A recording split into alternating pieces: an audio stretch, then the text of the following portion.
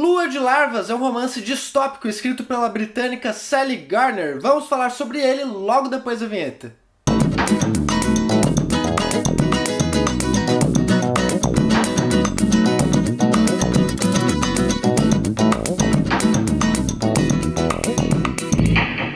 Eu não leio sinopses, então frequentemente o título e a capa dos livros acabam me enganando um pouquinho.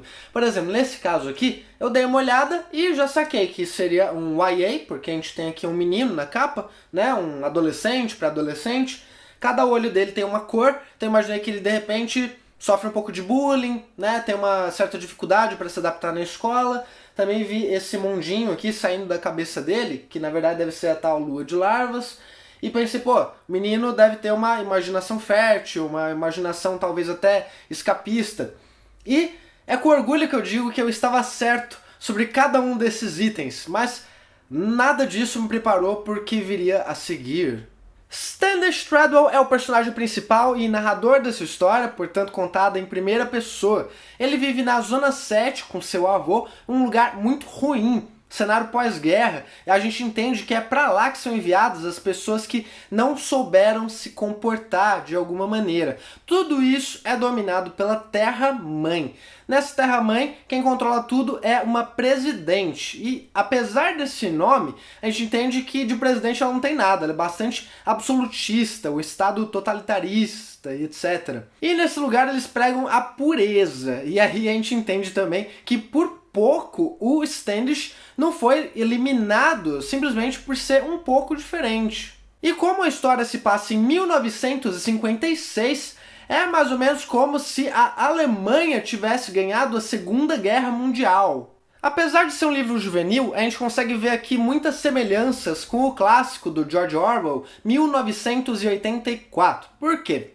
Bem, aqui muitas vezes as pessoas inconvenientes são eliminadas. E quando eu digo eliminadas, não simplesmente mortas, mas também são eliminadas dos registros. É como se elas nunca tivessem existido. Lembrando muito o conceito de duplo pensar do 1984, que é você conseguir colocar duas ideias contraditórias ao mesmo tempo na sua cabeça. Fora isso, o Estado é extremamente controlador e vigilante, chegando a colocar escutas e patrulhas nas casas dos cidadãos suspeitos.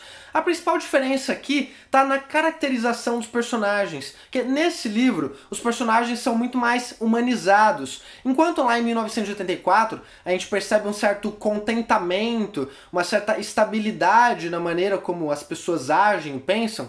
Aqui fica bastante claro que as pessoas estão insatisfeitas, que o ser humano é assim, né, bastante satisfeito.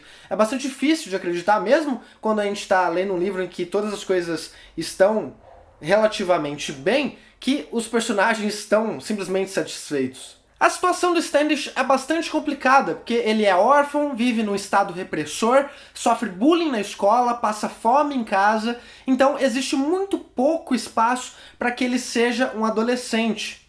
A rebeldia e a descoberta do amor vai encontrar o seu lugar aqui, mas de uma maneira bastante inusitada. E eu posso dizer que são esses os pontos altos do livro. Até porque é só aí que a gente encontra o momento presente do Standish. Que boa parte do livro é o Standish contando tudo o que aconteceu até chegar no momento chave, que você até percebe que os verbos param de estar no passado e passam a estar no presente. E aí você já está de cara com o clímax da história.